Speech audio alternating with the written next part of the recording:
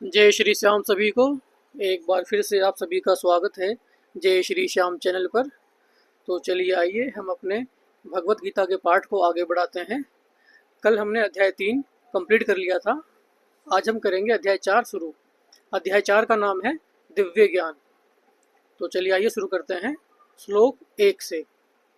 श्लोक 1 में भगवान श्री कृष्ण कहते हैं, मैंने इस अमर योग विद्या का उपदेश सूर्यदेव विवस्वान को दिया और विवस्वान ने मनुष्यों के पिता मनु को उपदेश दिया और मनु ने इसका उपदेश इक्ष्वाकु को दिया। इसका तात्पर्य है, यहाँ पर हमें भगवत गीता का इतिहास प्राप्त होता है। यह अत्यंत प्राचीन बताया गया है। जब इसे सूर्यलोक इत्यादि संपूर्ण लोकों के राजा को प्रदान किया गया था। समस्त लोकों के राजा विशेष रूप से निवासियों की रक्षा के निमित्त होते हैं। अतः राजन्य वर्ग को भगवत गीता की विद्या को समझना चाहिए, जिससे वे नागरिकों पर शासन कर सके और उन्हें काम रूपी भवबंधन से बचा सके। मानव जीवन का उद्देश्य भगवान के साथ अपने शाश्वत संबंध के आध्यात्मिक ज्ञान का विकास है और सारे राज्यों तथा समस्त लोगों के शासनाध्यक्षों को चाहिए कि शिक्षा, संस्कृति तथा भक्ति द्वारा नागरिकों को ये पाठ पढ़ाए। दूसरे शब्दों में सारे राज्य के शासनाध्यक्ष कृष्ण भावनामृत विद्या का प्रचार करने के लिए होते हैं, जिससे जनता इस महाविद्या का लाभ उठा सके और मनुष्य जीवन के अवसर का लाभ उठाते हुए सफल मार्ग का अनुसरण कर सके। इस मन्वंतर में सूर्यदेव विवस्वान कहलाता है, यानी सूर्य का राजा, जो सौरमंडल के अंतर्गत समस्त ग्रहों का उद्गम है। ब्रह्म संहिता में कहा गया है, ब्रह्मा जी ने कहा, मैं उन श्री भगवान गोविंद जी की पूजा करता हूँ जो आदि पुरुष हैं और जिनके आदेश से समस्त लोकों का राजा सूर्य प्रभु शक्ति तथा उष्मा धारण करता है। यह सूर्य भगवान के नेत्र तुल्य है और यह उनकी आज्ञानुसार अपनी कक्षा को तय करता है।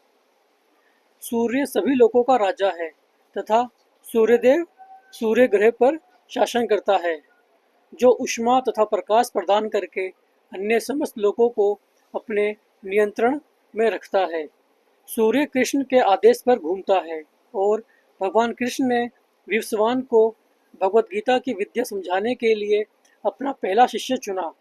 अतः गीता किसी मामूली सांसारिक विद्यार्थी के लिए कोई काल्पनिक भाष्य नहीं, अपितु ज्ञान का मानक ग्रंथ है जो अनंत काल से चला आ रहा है। महाभारत में हमें गीता का इतिहास इस रूप में प्राप्त होता है। त्रेता युग के आदि में विवस्वान ने परमेश्वर संबंधी इस विज्ञान का उपदेश मनु को दिया और मनुष्यों के जनक मनु ने इसे अपने पुत्र इक्ष्वाकु को दिया। इक्ष्वाकु इस पृथ्वी के शासक थे और उस रघुकुल के पूर्वज थे जिसमें भगवान श्री राम ने अवतार लिया। इससे प्रमाणित होता है कि मानव समाज में महाराज इक्ष्वाकु के काल से ही भगवत गीता विद्यमान थी। इस समय कलयुग के केवल 5000 वर्ष व्यतीत हुए हैं, जबकि इसकी पूर्ण आयु 4,32,000 वर्ष की है। इसके पूर्व द्वापर युग 8 लाख वर्ष तथा इसके भी पूर्व त्रेता युग 12 लाख वर्ष था।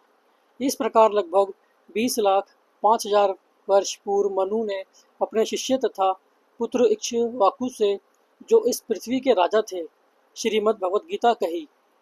वर्तमान मनु की आयु लगभग 30 करोड़ 53 लाख वर्ष अनुमानित की जाती है, जिसमें से 12 करोड़ 4 लाख वर्ष बीत चुके हैं। यह मानते हुए कि मनु के जन्म के पूर्व भगवान ने अपने शिष्य सूर्यदेव विवस्वान को गीता सुनाई, मोटा अनुमान यह है कि गीता कम से कम 12 करोड़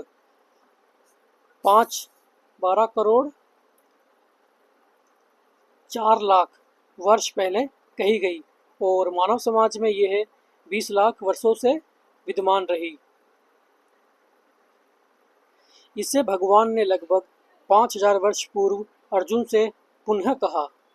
तो मतलब गीता दूसरी बार भगवान ने बताई थी, जो महाभारत में बताई गई थी। इससे पहले सूर्यदेव को बताई गई थी। गीता के अनुसार ही तथा इसके वक्ता भगवान कृष्ण के कथन के अनुसार यह गीता के इतिहास का मोटा अनुमान है। सूर्यदेव विवस्वान को इसलिए गीता सुनाई गई क्योंकि वह क्षत्रिय था और उन समस्त क्षत्रियों का जनक है जो सूर्यवंशी हैं। क्योंकि भगवत गीता वेदों के ही समान है, क्योंकि इसे श्री भगवान ने कहा था, अतः यह ज्ञान अपौरुषेय है। क्योंकि वैदिक आदेशों को यथारूप में बिना किसी मानवीय विवेचना के स्वीकार किया जाता है। फलतः गीता को भी किसी सांसारिक विवेचना के बिना स्वीकार किया जाना चाहिए।